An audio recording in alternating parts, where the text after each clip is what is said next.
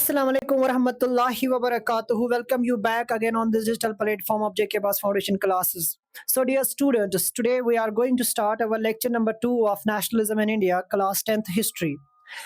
In the last lecture, we had a discussion about the basics of this chapter, what the basically impact of the movement was, and how Indian nationalism is basically different from the European nationalism. Now today we are going to start. So let we start from the basics of this chapter. The chapter will talk about, जब हम इस chapter की बात करेंगे, chapter खालिसन किस बात को importance देगा और चैप्टर में क्या है. चैप्टर में मैंने पिछली बार भी कहा था, इन दिस चैप्टर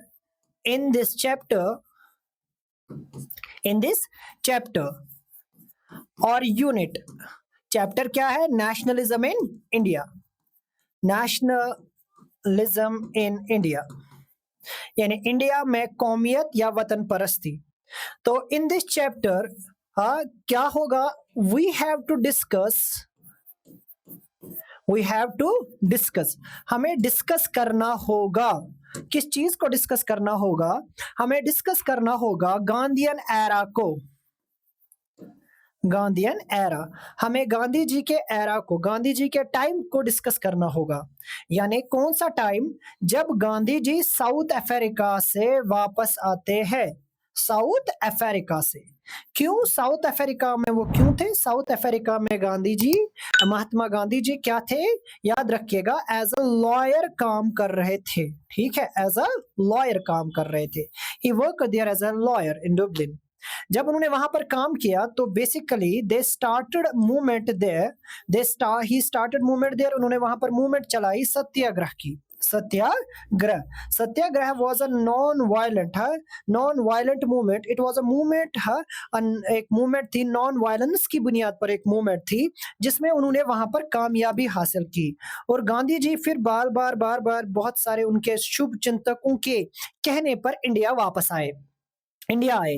जब वो इंडिया आए तो उन्होंने कुछ टाइम यहाँ पर पहले गुजारा, विजिट किया, इंडिया की डाइवर्सिटी को समझने की कोशिश की. अगेन उस यानी वक्त क्योंकि डिमांड थी ना, he was Indian obviously, he belong to Gujarat.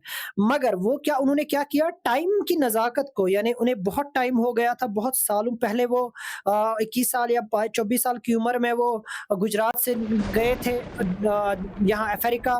फिर वहां पर आप देखिए, वहां पर उन्होंने क्या किया? वहां पर जाकर सत्याग्रह मूवमेंट चलाए, रेसिस्ट के खिलाफ मूवमेंट चलाई, ब्रिटिशर्स के खिलाफ मूवमेंट चलाई.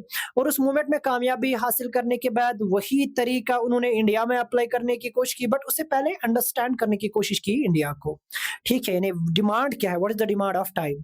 तो 1915, रिमेंबर इन 1915 गांधी जी कहां से? साउथ अफ्रीका से वापस आते हैं. चलिए, तो अब जरा हम चलते हैं किसकी तरफ? Let we discuss the first thing, first world war, Khilafat and non cooperation. तो चैप्टर स्टार्ट होगा फर्स्ट वर्ल्ड वॉर से. अच्छा, फर्स्ट वर्ल्ड वॉर कब हुआ? फर्स्ट वर्ल्ड वॉर हमें देखने को मिला 1914 से. वर्ल्ड वॉर 1 हमें देखने को मिला 1940 से 1918 तक. अब फर्स्ट वर्ल्ड वॉर और खिलाफत का आपस में क्या कनेक्शन था? ठीक है, उस चीज को देखेंगे. क्या खिलाफत का कॉन्सेप्ट था? First world war, Khilafat and non cooperation. इसी के under we have to notice number of things. ठीक है, हमें बहुत सारी चीजें देखनी है.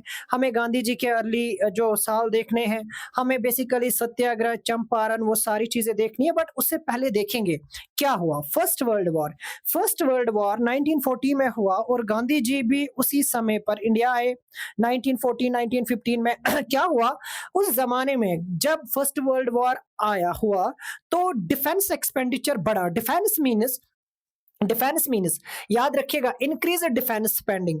तो वर्ल्ड वॉर 1 आते आते अंग्रेज यानी ब्रिटिश या हम कहेंगे ब्रिटेन, वर्ल्ड वॉर 1 में क्या था? वर्ल्ड वॉर 1 में इन्वॉल्व था. वर्ल्ड वॉर 1 में 2 ग्रुप हमने देखे, सेंट्रल पावर और अलाइड पावर. ठीक है, सेंट्रल पावर भी हमें देखने को मिला. 2 पावर्स हमें देखने को मिले. एक हमें सेंट्रल पावर देखने को मिले. याद रखिएगा, let we see. World war 1 में वर्ल्ड वॉर वन में हमें दो बड़े पावर्स देखने को मिले, एक हमें अलाइड देखने को मिले, हाँ, दूसरी तरफ से हमें सेंट्रल पावर्स देखने को मिले, सेंट्रल पावर्स। और सबसे इंपॉर्टेंट है वर्ल्ड वॉर वन हुआ कब? 1914 से 1980, 1980, ठीक है। अब सेंट्रल पावर्स में आपको पता है ओटोमन एम्पायर था, ठीक है, ओटोमन्स थे। ओटोमन्स के बाद हमें देखने को मिला जर्मनी था, ठीक है, और ऑस्ट्रो हंगरियन एम्पायर था। अब यहां पर हम देखेंगे Austro Hungarian empire, Austro Hungarian empire, ठीक। चलो अब जरा ओटोमन को, बिल्कुल ओटोमन को आप इंपॉर्टेंटली बेटा याद रखेंगे, ठीक है, ओटोमन एम्पायर। अब अलाइड में कौन कौन था? ब्रिटेन तो था ही था, ठीक है, फ्रांस भी था, हाँ, रशिया भी था, याद रखिएगा, फ्रांस था, रशिया था, ठीक है, रशिया था, फिर आगे जाकर यूएसए भी आता है। तो अब ब्रिटेन क्या करेगा? जब ब्रिटेन जंग लड़ेगा, ब्रिटेन ये पहली the world war one Britain कर्जे पे लड़ेगा, ठीक है। ब्रिटेन वर्ल्ड वॉर वन जब लड़ेगा तो वर्ल्ड वॉर में, ठीक है, वर्ल्ड वॉर में क्या होगा? वर्ल्ड वॉर में बहुत सारा क्या होगा? ये वर्ल्ड वॉर में जब आप when you see the world war will see the loss of money, हाँ, वर्ल्ड वॉर विल एक्सपीरियंस। जब हम वर्ल्ड वॉर वन की बात करेंगे, हमने क्या देखा? यहाँ पर क्या होंगे? एक्सपेंसेस होंगे, हाँ, लोगों की जान जाएगी, यूरोप खाली हो जाएगा, ठीक है। यूरोप में क्योंकि जंगें हमेशा पैसों पे लड़ी जाती है, जंग में पैसे बहुत खर्च होते हैं, और ये क्योंकि यूरोप ड्रेन करेगा, ये जो नुकसान हो रहा है यूरोप का, ये कहाँ से ड्रेन होगा? हाँ, ही विल ड्रेन इट। वो कहाँ से ड्रेन करेगा? ये ड्रेन करेगा कॉलोनीज से। रिमेंबर, ये कहाँ से बेटा करेगा? कॉलोनीज से। अब इनमें एक कॉलोनी कौन थी? हाँ, साउथ एशिया। अब हम अगर बेटा देखेंगे कॉलोनीज इंडिया थी, सब कॉन्टिनेंट, एक बहुत बड़ी कॉलोनी थी, सब कॉन्टिनेंट, रिमेंबर, ठीक है। आज का हिंदुस्तान, पाकिस्तान, हाँ, श्रीलंका, म्यांमार, ये सब कॉन्टिनेंट एक बहुत इंपॉर्टेंट कॉलोनी थी उस वक्त, ठीक है। एक सोने की चिड़िया, इंडिया को सोने की चिड़िया कहा जाता था, और ये सोने की चिड़िया, हाँ, ब्रिटेन के हाथों में लग गई थी। अब यहीं पर आप चेक करोगे, यू विल सी दैट कि इन्होंने, जिनका जो वर्ल्ड वॉर की वजह से डिफेंस एक्सपेंडिचर बढ़ेगा, डिफेंस एक्सपेंडिचर यानी डिफेंस पर, इनके सिक्योरिटीज पर, इनके पावर पे, पावर को मेंटेन करने के लिए ज्यादा पैसा लगेगा। फंड्स, क्योंकि लोन आप देखिए, फंडेड थ्रू वॉर लोन्स, क्योंकि इन्होंने वॉर लोन्स लिए थे। वॉर लोन्स वो कर्जे होते हैं जो जंग लड़ने के लिए लिए जाते हैं, तो उन पर क्योंकि हायर टैक्सेस थे, अब वो टैक्सेस, ये इनकम टैक्स, ये अब अलग अलग तरीकों से वो जो टैक्सेस है, वो जो माल है, वो जो रकम है, हासिल करने की कोशिश करेंगे, तो उसका खिमियाजा कॉलोनीज को भुगतना पड़ेगा, यानी इंडियंस को। अब इंडियंस को पड़ेगा, यानी इंडियन डायरेक्टली अब इफेक्ट हुए वर्ल्ड वॉर वन की वजह से। चीजें महंगी आनी शुरू होंगी, लोग, फोर्स्ड रिक्रूटमेंट होगी, फोर्स्ड रिक्रूटमेंट के साथ लोगों को ज्यादा से ज्यादा टैक्स देना पड़ेगा, यानी लोग ज्यादा से ज्यादा सताए जाएंगे, राइजिंग प्राइस। इसीलिए हमने देखा increase defence spending world war one की वजह से, राइजिंग प्राइसेस। कब? 1913 से 1918 के दौरान प्राइस दो गुने हो गए, आसमान को छूने लग गए, सीवियर फाइनेंशियल स्ट्रेन देखने को मिले, आम लोग बहुत ही ज्यादा बेचारे मुसीबत में फंस गए। और फोर्स्ड रिक्रूटमेंट, मैंने अभी कहा, फोर्स्ड रिक्रूटमेंट का कॉन्सेप्ट ही है कि मिलिट्री में जबरन भर्तियां की गई गांव देहात से, हाँ, और ये गुस्सा भी लोगों में था। अब इस गुस्से को एक रास्ता देना था, वो रास्ता कौन देगा वो हम अभी देखेंगे, ठीक है, जब हम आगे चलेंगे। तो अब जरा देखिए, क्रॉप फेलियर्स भी उस जमाने में देखे गए। आप देखिए हालात कैसे बन रहे थे, जो last phase of national movement है, क्योंकि बार बार मैं कह रहा हूं, हमें बेसिकली नेशनल मूवमेंट पढ़नी है, नेशनल मूवमेंट ऑफ इंडिया में हमें गांधीयन एरा पढ़ना है। रिमेंबर, हमें इस चैप्टर में क्या पढ़ना, मैं बार बार कह रहा हूं, हमें बेसिकली पढ़नी है बेटा national movement. Remember, national movement का जो लास्ट फेज है, ओरिजिनली लास्ट फेज जो है ना, लास्ट फेज, और वो कौन सा फेज होगा? वो होगा 1914 से लेकर 1915, 1940, 1950 से हमें कहां तक? 1942 तक हमें पढ़ना होगा, हाँ, क्विट इंडिया मूवमेंट तक। ये सारा आप क्रोनोलॉजी चेक कीजिएगा, हमारे साथ रहिएगा, वी विल इंशाल्लाह ताला clear the each and everything in the topic, in the chapter, with maps of this chapter, because CBSE हो, NCERT हो, CBSE को स्पेशली मैप्स पूछे जाते हैं। we will touch the both the concepts so let we come. जब हम बात करेंगे, हम कहते हैं crop failure and famines. Crop failure हुई, कहत साली हुई। क्रॉप फेलियर यानी फसलें फेल हो गई, और हमें क्या देखने को मिला, कहत साली भी देखने को मिली। कहत साली यानी कहत, बारिश कम हुई तो क्रॉप नहीं हुआ, क्रॉप नहीं हुआ तो उसकी वजह से shortage of food, shortage of food हुआ तो लोग मरने लग गए। वही चीज कब देखी गई, 1980 1990 में, 1920 1921 में क्रॉप फेलियर्स हुए, और इंडिया के बहुत सारे लोगों में बहुत सारे एरियाज में shortage of food. Shortage of food होगा तो क्या होगा बच्चा, लोग मरेंगे, क्राइसिस होंगी। हाँ, अब और उसी समय पर क्या होगा, इन्फ्लुएंजा फैलेगा, एपिडेमिक फैलेगा। फेमाइन साथ में थे ही थे कि बीमारी, डेडली इन्फ्लुएंजा आउटब्रेक होगा तो लोग उसकी वजह से भी मरेंगे, शॉर्टेज होगा, इकोनॉमिकल क्राइसिस होगी। और उसी वक्त जब लोगों के ऊपर हाई टैक्सेस लगेंगे तो आप खुद चेक कर सकते हो कैसी मुसीबत है। हाँ, मास डेथ्स देखी गई 1921 से। सेंसस रिकॉर्ड करता है कि 12 से 13 मिलियन लोग मरे इस और एपिडेमिक्स में, ठीक है।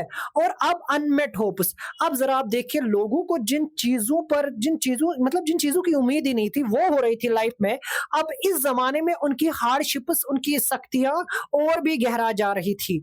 अब इसीलिए कहा न्यू लीडरशिप। अब एक नई लीडरशिप उसी जमाने में इमर्ज होती है, कुछ नए अप्रोच के साथ, और उसी अप्रोच को हमें बेसिकली देखना है, यानी उम्मीद उन्हीं से ही थी। A new leader emerged offering a fresh approach. अब नेशनल मूवमेंट में एक नई लीडरशिप हमें देखने को मिलेगी, हाँ, जो शायद लोगों के दिलों पर कुछ मरहम करेगी उस जमाने में, और एक नया रास्ता ढूंढ के देगी कि हम एक अहिंसा का रास्ता लेंगे, हम एक, जिसे कहते हैं ना, हम लेस ट्रेन लेंगे, we will not use the arms, we will use the satyagraha, we will use the सांस्कृतिक वेदांतिक concepts. Okay, now let we move to the next slide. चलिए, now pandemic and the hunger. The next thing that is the biggest thing, that is the pandemic and hunger. Pandemic and hunger means what, pandemic और hunger.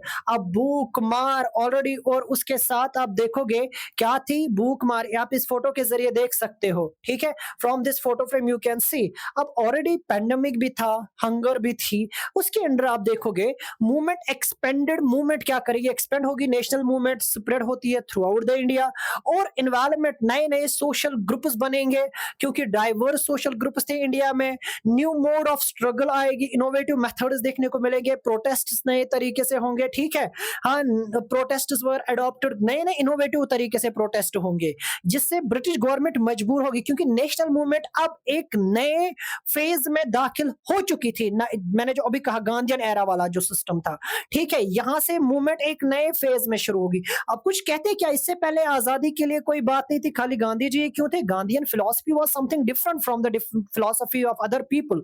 You can see Gandhi ji has totally reshaped the philosophy of the movement. Okay, so we can see that the path of independence, it now the people को, लोगों को एक perceive होने लगा था, people perceive that now there is chance of something, because Gandhi ji united all the sections of the society, from Harijan, the children of God। उन्होंने कभी नहीं कहा दलित, उन्होंने अछूत नहीं कहा, उन्होंने कभी अनटचेबल्स नहीं कहा, उन्होंने एक टर्म कॉइन की, हरिजन, ठीक है। खुद ब्राह्मण होके सबके साथ सबका विकास, ठीक है, वो टर्म रियली अगर आपको देखनी है तो गांधी जी की फिलॉसफी से देखिए, ठीक है। उन्होंने सबको अपने साथ ले चले, और एक मॉडर्न इंडिया की तरफ अगर हम देखेंगे, कदम बढ़ते देखे जा रहे थे।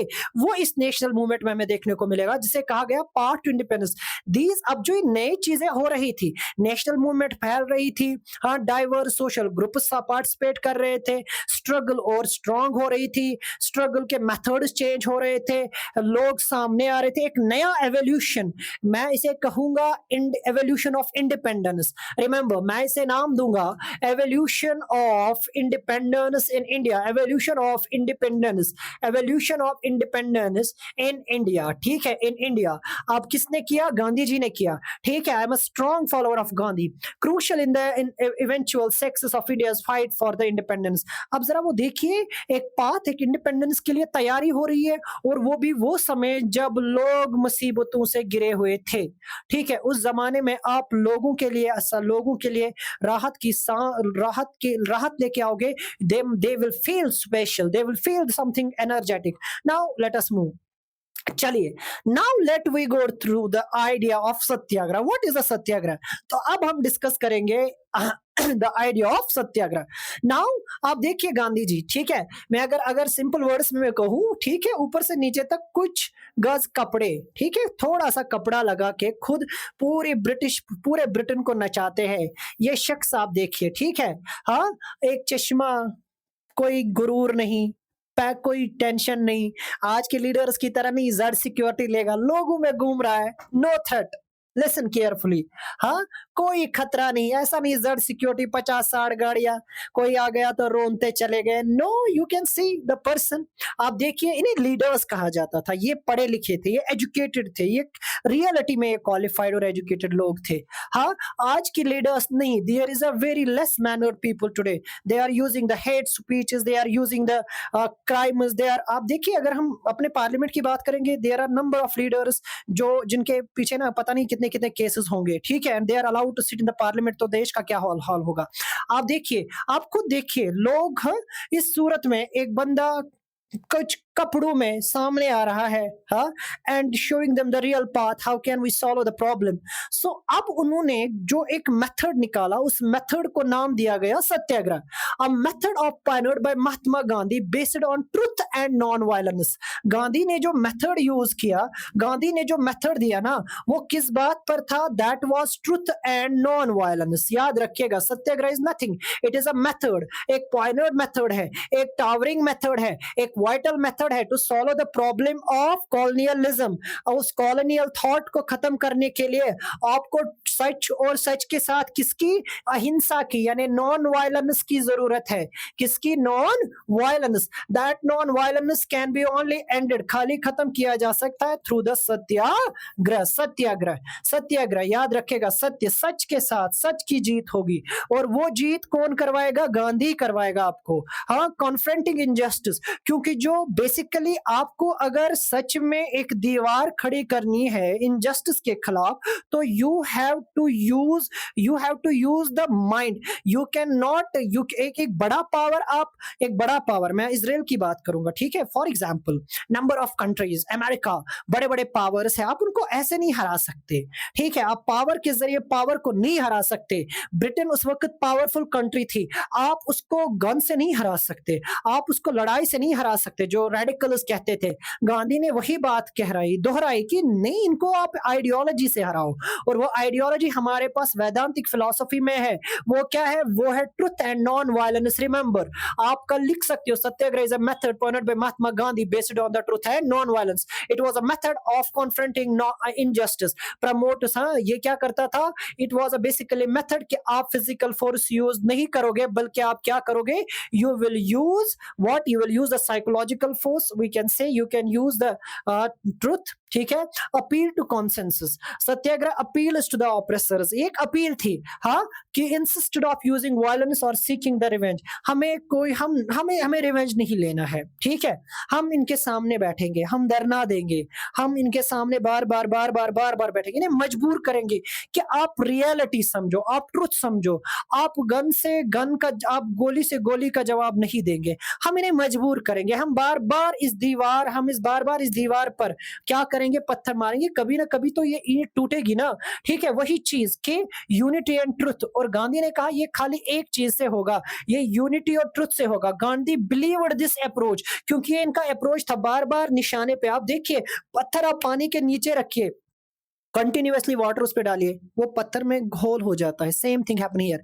एक पत्थर दिल लोग थे कॉलोनियलिस्ट, वो क्या थे? पत्थर दिल लोग थे ना, ठीक है, उनको क्या किया? बार बार गांधी ने एक फिलोसफिकल तरीके से समझाने की कोशिश की, उनके हृदय परिवर्तन किए, उनके उनके दिलों को चेंज किया, क्योंकि ठीक है, आप वो नहीं करोगे तो ये फोर्सफुली और ज्यादा लोगों को मारेंगे, कत्ल, इवन दे डिड दैट। हाँ, बट वो उनकी क्या थी, जिसे कहेंगे ना कम अकली थी, उसे कहा गया, इन्होंने यूनाइट किया ना सारे इंडियंस को, और फिर जाके क्या की हासिल? Victory of truth. कहते हैं ना कि हिंदुस्तान की जो आजादी की जंग थी ना, वो सच की जीत थी, वो सच की जीत थी। जब आप सबको लेके चलोगे, व्हेन, यानी यूनिटी, याद रखिएगा, आजादी कब आती है?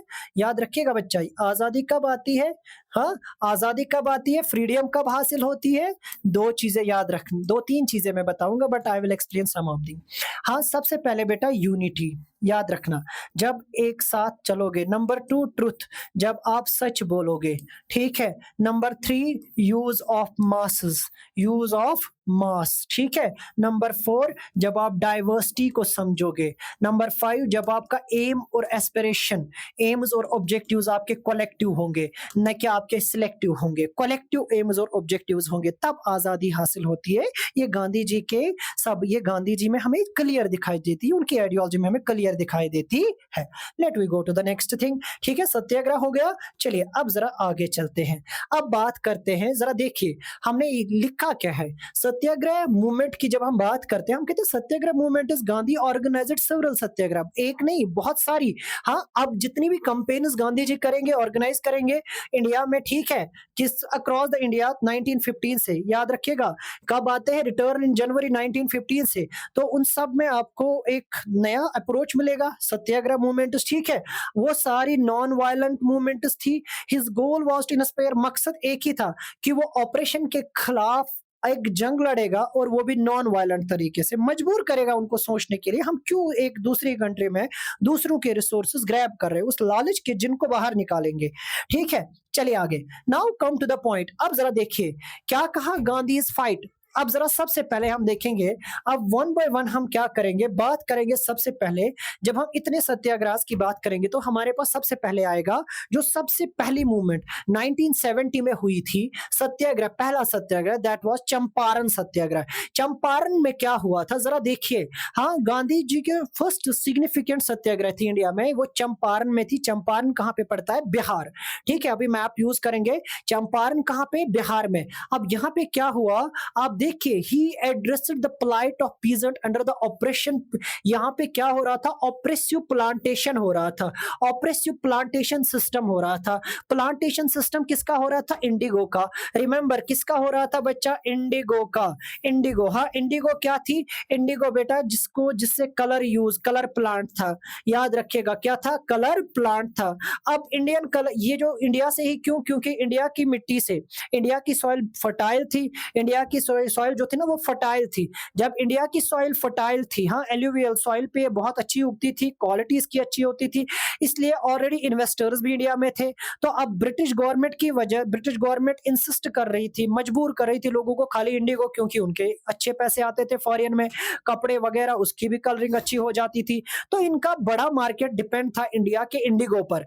अब ये क्या कर रहे थे, चंपारण मूवमेंट क्यों हुई, क्योंकि ये जो लोग थे ना, यहां पर सवाल या निशान है, क्योंकि इंडिगो की जब हम बात करेंगे, ये इंडिगो अब मुसीबत बन चुकी थी। पहले ये कैश क्रॉप था, Indigo was cash crop, of course ये कैश क्रॉप था, मगर अब ये मुसीबत बन गई थी। क्यों, एक तो number one, due to indigo, indigo क्या बन रहा था, 2-3 चीजें मैं बताऊंगा। Number one, loss of fertility, इसकी वजह से जमीन अपनी फर्टिलिटी खो देती थी, ठीक है? नंबर 2, जब आप आगे चलोगे आपको पता चलेगा कि जो ट्रेडिशनल क्रॉप सिस्टम था वो खत्म हो गया था, ट्रेडिशनल क्रॉप सिस्टम। और नंबर 3, लोग, ग्रिप कमजोर हो रही थी लोगों की उनकी जमीन से, यानी lose of grip on property, lose of grip on property, lose of grip on property. आप खुद देखिए, there are number of things which can not be revealed, each and everything can is not possible, ठीक है? ठीक है, अब ये सारी चीजें आप देखिए, ये सारी चीजें देखी गई। अब क्या हुआ, अब गांधी जी क्या करेंगे, अब लोग आएंगे, गांधी इनको हेल्प करेंगे, नॉन वायलेंट तरीके से मजबूर करेंगे ब्रिटिश गवर्नमेंट को। क्या, the movement was successful in compelling the planters to agree to some reforms. अब मजबूर हो गए प्लांटर्स, प्लांटर्स जो ना प्लांटेशन करते थे, वो एग्री हो गए, एग्री करने के लिए कि आपको रिफॉर्म्स करने की जरूरत है, अच्छी कंडीशंस करनी है पीजेंट्स के लिए। पीजेंट्स वो लोग होते थे जो दूसरों की जमीन पर काम करते थे, क्योंकि अगर आप देखोगे 1947 तक ये जमीनें जमींदारों और जमींदारों की हुआ करती थी, बड़े बड़े लोगों की हुआ करती थी। पीजेंट्स वो लोग जो दूसरों की खेतों पर या किराए के खेतों पर काम करते थे, ठीक है? अब इन्होंने कहा ना, सम रिफॉर्म्स एंड बेटर कंडीशंस, आपको पीजेंट्स के साथ एक कुछ अच्छे हालात, हाँ, उनके यहाँ पर आपको नरमी पैदा करनी होगी, अच्छे हालात पैदा करने होंगे, और सबसे इंपॉर्टेंट रिफॉर्म्स, आपको चेंज लाना होगा जो आपकी पॉलिसीज है। यानी यहाँ पर सत्याग्रह। 1917 चंपारण सत्याग्रह। गांधी जी सक्सेसफुली क्या ऑर्गेनाइज करते हैं? सत्याग्रह सक्सेसफुली ऑर्गेनाइज करते हैं। ये कहां पर? बिहार में। नाम याद रखिएगा, बिहार। ठीक है। Now move to the next, Kheda satyagraha, दूसरा बड़ा सत्याग्रह गांधी जी का। ये सत्याग्रह कहां स्टार्ट होता है? ये भी 1917 में। 1917 में गांधी क्या करते हैं? ऑर्गेनाइज करते हैं सत्याग्रह। एक नॉन वायलेंट तरीके से क्या करेंगे? खेड़ा डिस्ट्रिक्ट, गुजरात। याद रखिएगा कहां पर? गुजरात में। दूसरा नाम याद रखिएगा, गुजरात। अब गुजरात में क्या करेंगे? पीजेंट्स यहां पर भी इफेक्ट हुए थे क्रॉप फेलियर से, और ऑलरेडी प्लेग और एपिडेमिक्स था ही था, मगर वो क्या कर रहे थे? वो बेचारे इस लायक थे ही नहीं कि वो टैक्स दे पाए। अब टैक्स क्योंकि ऑलरेडी हार्डशिप्स थी 1970, आप देखिए हार्डशिप्स, ये दूसरा केस 1970 में ही। कहां पर बेटा? ये था खेड़ा में। खेड़ा कहां पड़ता है? गुजरात में। अब वहां पर पीजेंट्स डिमांड कर रहे थे रिलैक्सेशन इन रेवेन्यू कलेक्शन, जिसमें गांधी जी अपना रोल अदा करते हैं। ठीक है। और जहां पर गांधी कामयाब सक्सेसफुल होते हैं, और ऑब्वियसली वहां पर भी गांधी जी को सत्याग्रह में कामयाबी मिलती है, दूसरी बड़ी कामयाबी। और आगे आप देखिए, अब आगे क्या होगा? आगे लोग इनसे और ज्यादा उम्मीद रखेंगे और गांधी जी उन उम्मीदों पे खरा उतरते हैं। अब जरा अहमदाबाद की बात करेंगे। कॉटन मिल वर्कर्स सत्याग्रह 1918। अब कुछ का टाइम के बाद 1918, ठीक है, सत्याग्रह अहमदाबाद में होता है। मिल वर्कर्स, कॉटन मिल वर्कर्स, तब कॉटन मिल इंडिया में थी। अब वो प्रोटेस्ट करते क्योंकि उनकी वेजेस बहुत लो थी और वर्किंग कंडीशंस भी बड़ी खराब थी। अब फेयर वेजेस की डिमांड थी उनकी। ठीक है, उनकी। तो यहां पर गांधी जी क्या करते हैं? The movement aimed to secure better wages. अब यहां पर गांधी जी मूवमेंट चलाते हैं कि इनको अच्छी वेजेस मिले। ठीक है, और वर्किंग कंडीशंस बेटर हो। और यहां पर सक्सेसफुली क्या होता है? ये हड़ताल रिजॉल्व होता है और गांधी जी अप्रोच करते हैं ना कंप्रोमाइज। ठीक है, वो बेसिकली क्या करते हैं? Approach resulted in a compromise that benefited workers. अब दोनों तरफ से, यानी from the company, from the mill owner and the workers, both Gandhi ji become, जिसे हम कहेंगे इंटरलोक्यूटर। यहाँ पर गांधी जी दोनों का साथ देकर एक दोनों तरीकों से कंप्रोमाइज करते हैं। ठीक है, एग्रीमेंट साइन करवाते हैं, और यहाँ पर भी गांधी जी एक बार फिर कामयाब होते हैं। And this was the third satyagraha. अब कॉन्स्टेंटली आप देखोगे, नंबर 1 खेड़ा देखोगे। ठीक है, गुजरात। ठीक है, खेड़ा कहाँ पे पड़ता है? अभी हमने देखा बेटा, हमने अभी देखा खेड़ा गुजरात। ठीक है, अहमदाबाद गुजरात। अब यहाँ पर मैप से रिलेटेड क्वेश्चन आपको तो नहीं तो बट सीबीएसई को पूछा जाएगा, रिमेंबर। ठीक है, जरा देखिए, मैप ऐसे बनाना है। ठीक है, मैप बना के होगा। Let me trace the map.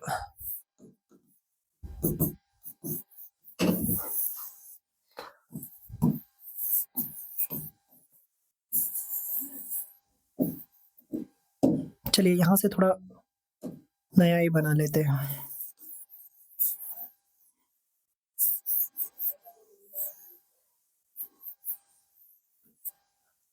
Okay,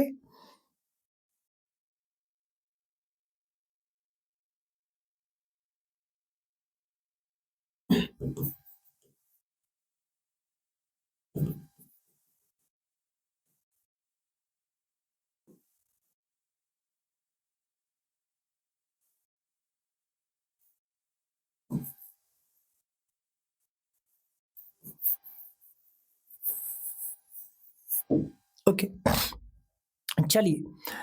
तो यहां से और यहां से आप देखोगे, सबसे पहले गुजरात। ठीक है, यहां पर आपको बिहार, सबसे इंपॉर्टेंट चीज आपको बिहार पूछा जाएगा। तो बिहार, ठीक है, ये है बिहार। ठीक, आपको पूछा जाएगा गुजरात। तो यहां से महाशय चलिए, ठीक है, तो ये हो गया आपका गुजरात। गुजरात में आपको खेड़ा और आपको पूछा जाएगा अहमदाबाद। ठीक है, तो अगर आपको गुजरात पता होगा फिर आपके लिए इजी है खेड़ा और अहमदाबाद दोनों को ट्रैक करना। ठीक है, तो ये वो 2 जगहें हैं, 3 जगहें जहां से बेसिकली अर्ली सत्याग्रह गांधी जी की 1917 वाला, ठीक है, 1970 वाला, 1980 वाला, ठीक है, 1917 वाला, चंपारण 1917, ठीक है, खेड़ा 1917, अच्छा अहमदाबाद 1918। ठीक है, हो गया क्लियर। चले आगे। नाउ लेट वी मूव, चलते हैं आगे। Let we discuss the another topic. जरा अब अगले टॉपिक की तरफ चलते हैं। हमारा अगला टॉपिक क्या है? The Rowlatt act. चलिए, अब सत्याग्रह अर्ली मूवमेंट्स की तो बात हो गई, अब बात करते हैं सत्याग्रह की, रॉलेट एक्ट की। रॉलेट एक्ट एक जिसे हम कहेंगे ना एक खतरनाक कानून था, एक सप्रेसिव एंड रिप्रेसिव कानून था। Sir Sydney Rowlatt, remember this name. कौन थे? Sir Sydney Rowlatt, remember. एक नाम याद रखिएगा, sir Sydney Rowlatt. Sir Sydney Rowlatt इस कमेटी के हेड थे, इस कमीशन के हेड थे, ठीक है? इस कमेटी के हेड थे। तो उन्होंने एक कानून लाया, ये कानून क्या था? ये कानून अलाउ करता था कि डिटेंशन होगी कितने पॉलिटिकल प्रिजनर्स को विदाउट ट्रायल 2 साल तक की कैद। कितने साल तक की? 2 साल तक की। तो ये एक ऐसा कानून था जो हिंदुस्तानी पॉलिटिकल सिस्टम को शायद खत्म ही कर देता। तो इसके खिलाफ पूरे हिंदुस्तान में आवाज उठती है, नेशन वाइड सत्याग्रह। पूरे हिंदुस्तान में रॉलेट के खिलाफ गांधी जी उठते हैं, ठीक है? Gandhi ji launched a nationwide satyagraha against Rowlatt Act. इस रॉलेट कानून के खिलाफ गांधी जी पूरे हिंदुस्तान में मूवमेंट इनिशिएट करते हैं, which gave the government broad powers to suppress political activities. क्योंकि ये जो रॉलेट था ना, सर सिडनी रॉलेट, ये क्या कर जिसके नाम पर इस कानून को नाम दिया गया, इस कानून को, ये कानून गवर्नमेंट को बहुत पावर्स दे रहा था। इस वजह से ये कहीं पर भी किसी भी मूवमेंट को सप्रेस कर सकते थे। तो गांधी जी ने यहाँ पर सत्याग्रह उठाया, गांधी जी ने इसके खिलाफ आवाज उठाई, नेशन वाइड सत्याग्रह किया, ठीक है? और डिटेंशन, क्योंकि मेन मकसद था ना इनका डिटेंशन, क्योंकि यहाँ पर बेसिकली बिना किसी ट्रायल के, बिना किसी कार्रवाई के क्या था, अलाउ करता था ये कि आपको 2 साल तक की, यानी एक पॉलिटिकल प्रिजनर को 2 साल तक की सजा मिलेगी बिना किसी कानूनी कार्रवाई के। जैसे आजकल का जो स्पेशल पावर एक्ट है, या there are number of things AFSPA के अंडर है, armed power special power act के अंदर देयर आर नंबर ऑफ कानून। एक है पीएसए, पब्लिक सेफ्टी एक्ट, ठीक है? वो भी 2 साल तक की ट्रायल विदाउट ट्रायल, 2 साल तक की जेल की सजा, ठीक है? जो भी एंटी नेशनल एक्टिविटीज करेगा। बट ये रॉलेट एक्ट आप देखोगे, इट वाज टोटली डिफरेंट, क्योंकि ये उस वक्त नेशनल मूवमेंट को दबाने के लिए था। हाँ, आप देखो, civil disorderance, non violent civil disorderance was planned against this unjustice law. ये जो अनजस्टिस लॉ था ना, इसके खिलाफ पूरे हिंदुस्तान में हड़ताल हुई। कब? 6 अप्रैल को। अब जब 6 अप्रैल को ये हड़ताल होगी ना, ठीक है? तो फिर क्या होगा? इस रॉलेट के खिलाफ रैलीज निकलेगी, प्रोटेस्ट निकलेंगे, ठीक है? स्ट्राइक्स होंगी, जगह जगह पर बेटा शॉप्स बंद होंगे। ये पहली बार था जब पूरे इंडिया में, जब गांधी जी ने पूरे इंडिया को एक बैनर के अंडर लाया, जब पूरे इंडिया को, जब कॉमन मास बनाया, ठीक है?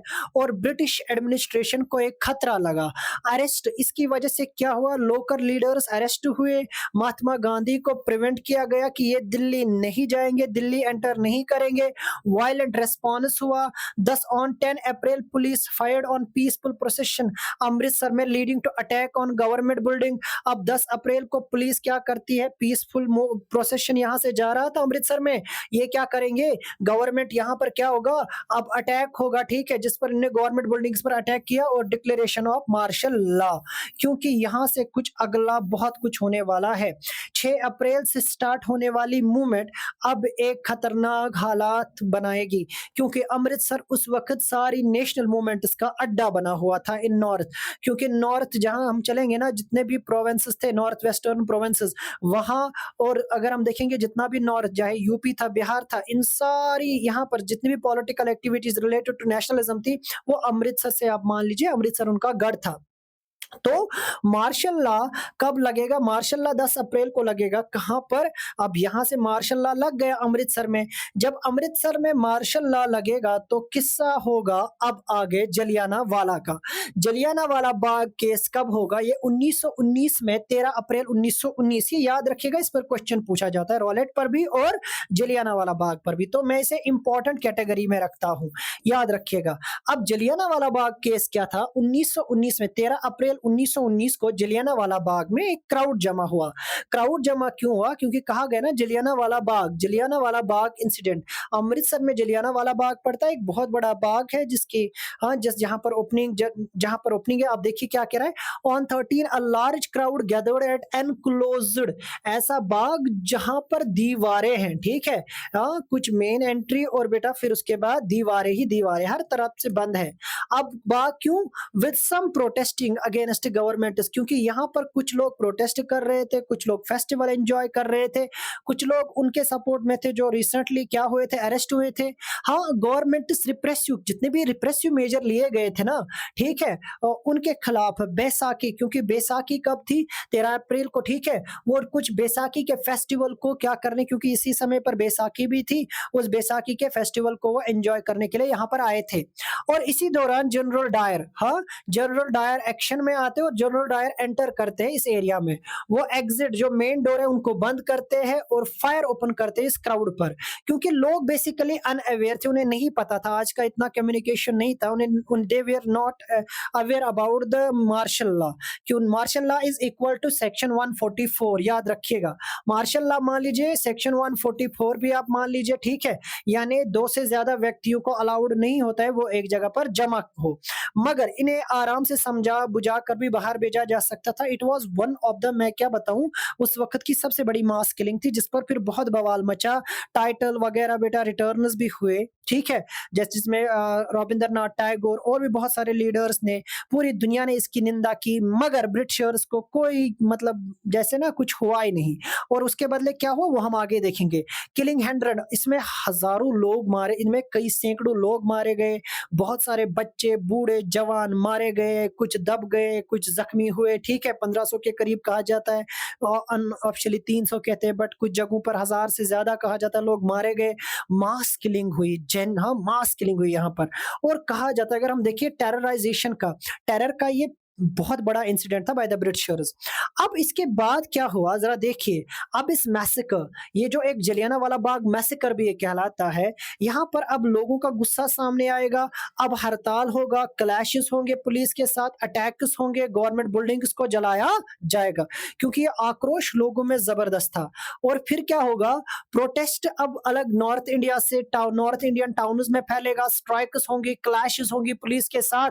और फिर क्या होगा, गवर्नमेंट रेस्पॉन्ड, अब गवर्नमेंट रिप्रेशन करेगा, दबाने की कोशिश करेगा और ह्यूमिलेट टेरराइजिंग करेगा, लोगों को बड़ा बड़ा ही तंग करेगा, कुछ जगहों पर ना मिट्टी वगैरह अपने सर पे मरवाएगा, क्रिवलिंग करवाएगा, ठीक है, स्ट्रीट उसको ब्लॉक करेगा और भी बहुत सारी चीजें, मतलब जितना हो सकता है रिप्रेसिव उतना करने की कोशिश करेगा। इवन अगर आप देखोगे जलियाना वाला जो गुजराना वाला है उस पर बॉम्बिंग भी की गई, ठीक है। Mahatma Gandhi called off the movement, मजबूरन महात्मा गांधी को ये मूवमेंट कॉल ऑफ करनी पड़ती है, need for more broad based movement, देखा नहीं, इससे ज्यादा हमें broad based, but basically Rowlatt movement ने ही जलियाना वाला बाग को जन्म दिया, ठीक है, which require bringing Hindus and Muslims together. Main मकसद था उन मूवमेंट्स को कि हमें ज्यादा तौर पर हिंदू मुस्लिम को एक साथ लाना है, तब जाकर हम इस मूवमेंट में कामयाब होंगे, क्योंकि इस मूवमेंट की वजह से लोगों के ऊपर बहुत सारा जुल्म हुआ था, ठीक है। चलिए आगे। नाउ महात्मा गांधी ने इस मूवमेंट को क्या किया, कॉल ऑफ किया। तो यहाँ पर हम आज के लेक्चर का इख्तिताम करते हैं, ठीक है। इंशाल्लाह ताला we will be again in your presence, हम आपके सामने इंशाल्लाह रहमान कल फिर मिलेंगे एक नए लेक्चर के साथ, ठीक है। यहाँ से हम इंशाल्लाह ताला नॉन कोऑपरेशन को डिस्कस करेंगे और कंटिन्यू करेंगे इस चैप्टर को। आप हमें अपनी दुआओं में याद रखिएगा। हमारा काम अगर पसंद आ रहा है कमेंट कीजिए, लाइक कीजिए और बाकियों तक भी हमारा काम पहुँचाइए और हमारे लिए हमेशा दुआ गो रहिएगा। बाकी वस्सलाम व रहमतुल्लाहि व बरकातुहू।